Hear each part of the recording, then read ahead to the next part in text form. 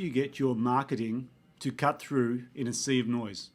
We're living in a world that is over-communicated. People are getting smashed with email, smashed with social media, and your marketing message is trying to get through.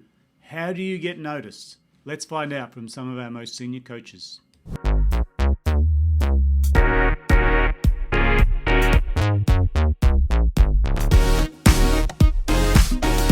So joining me on the call today, we've got two of our best coaches. We're talking about marketing, and I think the importance of marketing during this COVID experience that we're having is really come up to the surface as being a high priority. So welcome to the call, Nigel and Cindy. Good afternoon. And good afternoon. So maybe if we just talk about the essence of marketing, if you were going to say there's one most significant factor of our marketing that people should be focused on, we might start with you, Cindy, ladies before gentlemen. What do you think that might be? Sure. We just did a workshop on this recently, and it's quite interesting in the room with about 30 people online in Zoom, how much it was all about knowing your target, targeting your client and actually really getting to know them quite well. So when you put them in a room with others and ask them to talk about who their ideal client is and buying personas, a bit of a reality check in terms of what that really means. So what are the critical elements of knowing your target? I think the first place to start is really going through and grading your clients. And a lot of people don't have databases, but the best place to start is actually going through your software, your accounting software, which is going to tell you who's actually buying from you, and going through and grading them from A to D. And generally A's and B's are the ones you really want to be working with. C, you want to educate, and D, you want to get rid of them because you don't want rid of them. If there's anything, if you're overseeing a D-grade client, is probably going to send you other crappy D-grade clients. So stay away from them. Excellent. So action items for people listening to this call, what do they need to do straight away?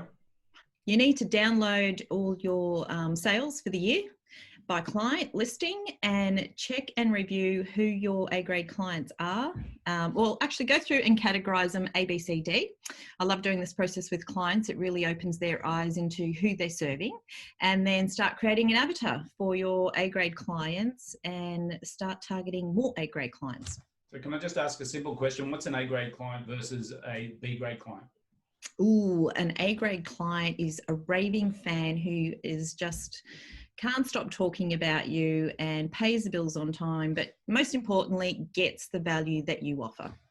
Right, so it's a client that's the best to deal with, not necessarily the most revenue generating. Yes, the most enjoyable client who does give you profit. Awesome. So let's see if we can get an insight from Nigel. So your sort of big takeaway or big sort of focus with marketing.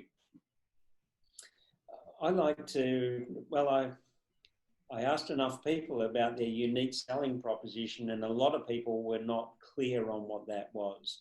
And I think it's the unfair advantage when you get real clarity about why people are dealing with you and what your uniqueness is.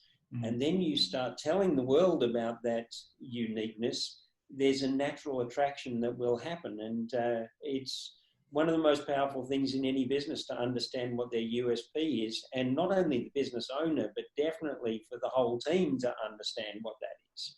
So what are the key elements of a USP or unique selling proposition?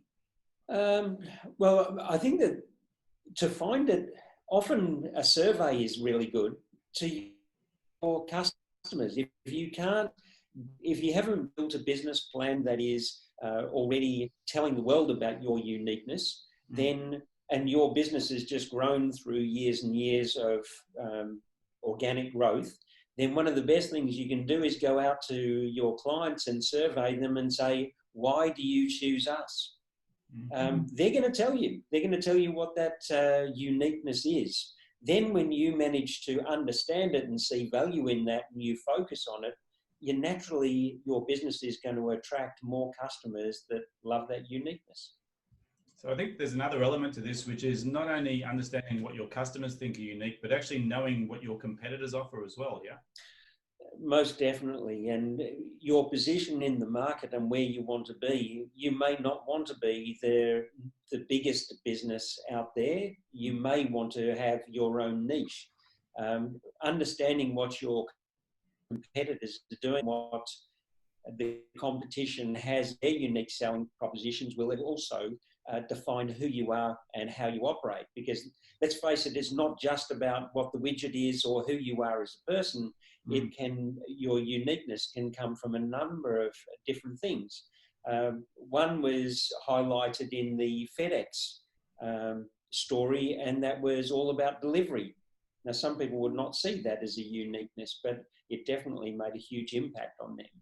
Great. So key action items for someone who's working on USP? Survey your clients. I think firstly, do the survey, but understand your communication methods, that you're getting your unique selling proposition out to the market. And again, I highlight to your team so that they are all aligned on what your uniqueness is. Understand what your business has a problem, because that's often where the solution comes to, and that is what your unique offer is. And I'll go back to the target market. Tie that target market and your USP together. Makes marketing easy, doesn't it? Awesome. So 2 key elements for getting our marketing to be more effective, especially now in lockdown, and making sure that we're getting that message out to the right people. Thanks for joining us, guys, and have a great day.